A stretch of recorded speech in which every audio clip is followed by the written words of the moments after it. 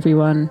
Today I'll be painting this magnificent Kraken model, designed by Cast and Play, a design collective of 3D miniature artists. I got mine printed by my friends at Ottsworkshop. Don't hesitate to follow my affiliate link below if you want to get your hands on your own. When I'm giving painting tutorials, I often find myself repeating the same thing over and over again.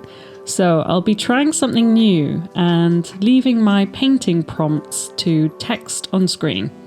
In the meantime, I'll tell you more about the Kraken itself. The Kraken is a mythological cephalopod known as Kraken in Norway and Horven in Icelandic.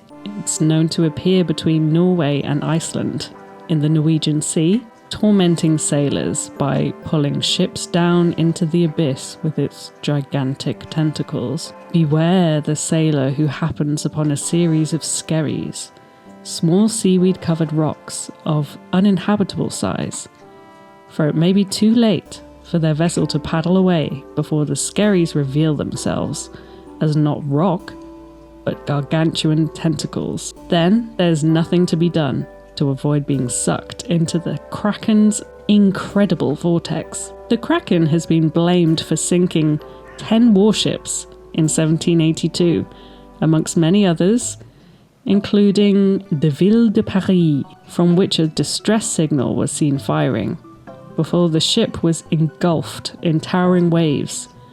Perhaps a vortex created by the gigantic Kraken's descent into the dark depths of the ocean. But what proof have we of such a colossal creature existing in the human era? The Architeuthis dux, something like that, was proven to be living in the modern day by a team of Japanese researchers in 2004, who captured footage of the creature alive in its habitat in the North Atlantic Ocean, nearby to Norway. The largest recorded specimen reaches 13 meters in length.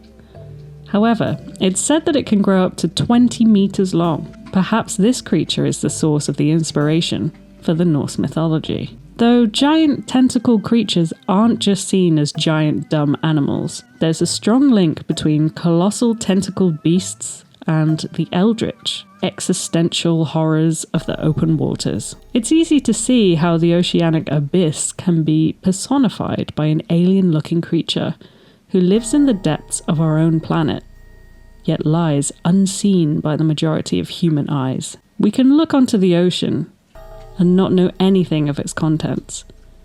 Just a small skerry pokes out on the surface, yet when the monster decides to show itself, it just keeps coming. How colossal can this beast really be? Its tentacles are endless. If we fight just one, more seem to appear like a hydra, growing more and more appendages, pulling us closer and closer, helpless, into its gaping maw. So, now that I've painted this creature's delicious gaping maw, let's give it a cool base. This not-so-mini would be great to use in a diorama, submerged 95% under the water, just peeking its tentacle up onto the shore. But I want this guy to be a proxy Leviathan for Age of Sigmar. That's why I put it on this 150mm oval base. So let's take a look at some glamour shots.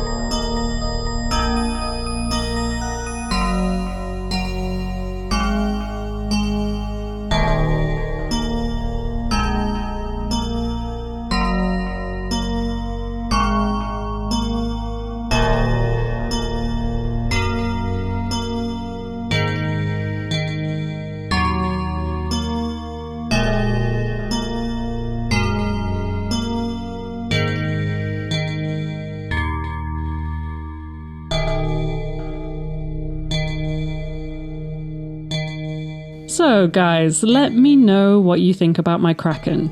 Did you enjoy hearing some bullet point facts, or are you like, just shut up and tell me what paintbrush to use. Either way, let me know in the comments below. Don't forget to give me a like if you liked it, and don't forget to use my affiliate link to get your hands on your own marvellous mini from Ottsworkshop. Subscribe for more mini content, and I'll see you soon. Bye!